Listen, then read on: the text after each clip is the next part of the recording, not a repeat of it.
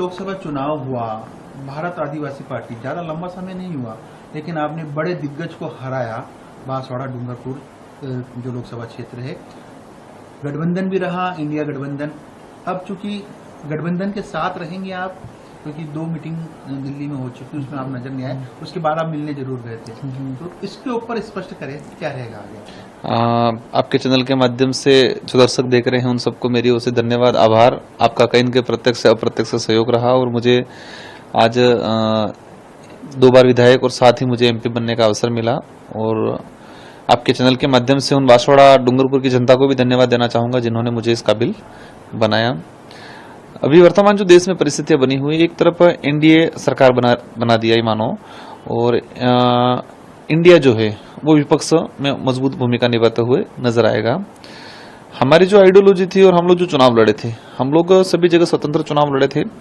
बांसवाड़ा में भी स्वतंत्र हमने किया था, लेकिन जैसे कांग्रेस के दिग्गज नेता के रूप में मालवीय जी थे और वो सीधा भाजपा में गए, तो पार्टी हाईकमान ने डिसीजन लिया, कांग्रेस के पार्टी हाईकमान, मेरे व्यक्ति से अच्छे एज ए मित्र कहे या फिर हमारे सदन के सदस्य कहे, जो वर्तमान में कांग्रेस के प्रदेश अध्यक्ष है गोविंद जी डोटासरा, रंधावा जी प्रभारी, तो पहले से अच्छे संबंध थे। तो हमने उनको रिक्वेस्ट किया कि आपको भाई, आपका भी लीडर एक चला गया है, अगर आप उसको सच में सबक सिखाना चाहते हो, क्योंकि कहना था कि कांग्रेस में खा पी के मजबूत बना, कांग्रेस ने इतना मंत्री बनाया, सीडब्ल्यूसी मेंबर बनाया, कांग्रेस के साथ धोखा किया। मैंने कहा धोखा किया है तो सबक सिखाना है, तो आप लोग ये चीजें करो। तो उस वो परिस्थिति बनने के बाद उन्होंने फॉर्म भराया, कैंडिडेट भी उतरा, लेकिन वो भी बीजेपी का निकला। तो इस अनुरूप उन्होंने रिस्क लेके एक अलायंस के लिए घोषणा कर दी, उसका काफी उन्हें प्रॉफिट मिला। तो अब जो परिस्थितियां बनी है, तो ये क्लियर हो गया कि चुनाव से पहले हम इंडिया अलायंस में, जो इंडिया अलायंस की जो लिस्ट बनी थी, जो पार्टियां थी, उस पार्टी के हिस्सा, इंडिया अलायंस का हिस्सा हम नहीं थे। चुनाव के बाद जिस तरह से हो रहा है, जरूर उनका निमंत्रण आया था, लेकिन हमारा ये कहना है कि हम स्वतंत्र रहेंगे। एक सॉफ्ट कॉर्नर जरूर रहेगा इंडिया अलायंस के साथ। इंडिया अलायंस सरकार तो बना है नहीं रही, अभी इंडिया अलायंस को जरूरत है नहीं हमको। तो हमने कहा है कि देखा जाएगा भविष्य में अगर आप सरकार बनाने स्टेट में या कहीं स्थिति में हो, तब हमारे मुद्दे हैं, उस आधार पर आपसे बात करेंगे।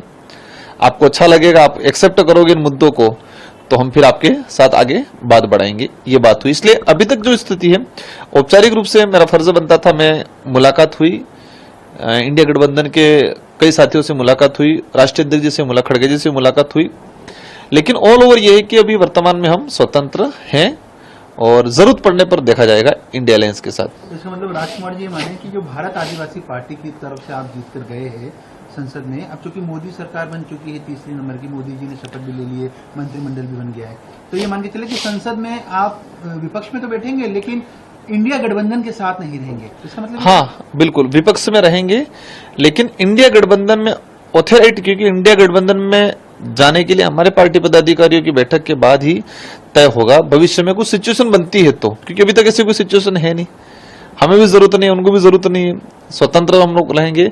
तो विपक्ष में जरूर रहेंगे, लेकिन स्वतंत्र रहेंगे। आप जब विधायक रहे, क्योंकि आप 2 बार विधायक भी रहे, उठाते आए कि एक भील प्रदेश की कल्पना आपने की थी और आप उसकी मांग को विधानसभा में उठाते आए। अब चूंकि आपकी पार्टी बन चुकी है, 3 विधायक, 1 सांसद हो गए, तो इस मांग को कितनी प्रबलता से उठाएंगे और क्या ये मांग अभी भी लगता है आपको कि वाजिब मांग?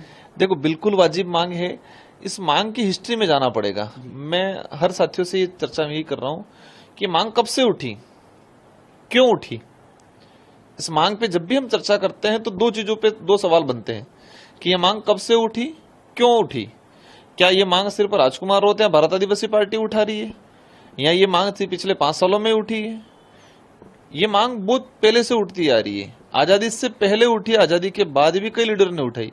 क्या ये मांग सिर्फ राजस्थान अकेले से नहीं उठ रही है, ये मांग मध्य प्रदेश से भी उठ रही है, ये मांग गुजरात से भी उठ रही है।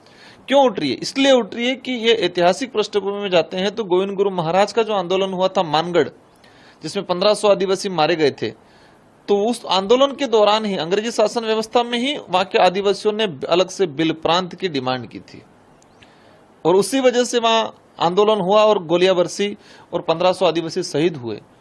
तो उन शहीदों का त्याग जो दिया है, उसका परिणाम आज तक नहीं मिला आजाद भारत में भी। आजादी के बाद भी कई लीडरों ने, मध्य प्रदेश के कांतिलाल जी भूरिया हैं, ऐसे कई लीडरों ने इस बात को उठाया है। तो ये वाजिब मांग है। वाजिब इसलिए है कि मध्य प्रदेश, गुजरात और राजस्थान और महाराष्ट्र का कुछ हिस्सा, वहाँ ट्राइबल इलाका, बाहुल्य क्षेत्र है, सबका कल्चर एक है, सबकी बोली भाषा एक है, सभी भौगोलिक स्ट्रक्चर सेम है। तो ये इलाका 4 भागों में बंटने की वजह से आज इस चारों स्टेटों के चारों ट्राइबल इलाके में, जिसको बिल प्रदेश को हम आइडेंटिफाई करते हैं भौगोलिक दृष्टि से, इस स्टेटों में, इस इलाके में, चारों स्टेटों में गवर्नमेंट ने ध्यान नहीं दिया। 4 हिस्से हो गए इस भाग के, भौगोलिक भाग के, विशेष कम्युनिटी क्षेत्र के लोगों के और विशेष कल्चर वाले लोगों के 4 हिस्से हो गए, और चारों हिस्सों में, चारों स्टेट में चले गए। और चारों स्टेट में जाने के बाद इन चारों हिस्सों में गवर्नमेंट ने आज तक ध्यान नहीं दिया गया है। इसीलिए आज उस इलाके में आज कुपोषण का आंकड़ा उठाने जाओ, सबसे ज्यादा वहां मिलेगा या 12 मिलेगा। गरीबी देखा जाओ वहां मिलेगा।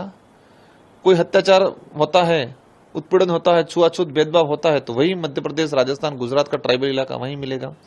भूखमरी देखे जाए वहीं मिलेगा। सारी चीजें आज वहीं मिल रही है, क्योंकि वो 4 हिस्सों में डिवाइडेशन हो गया।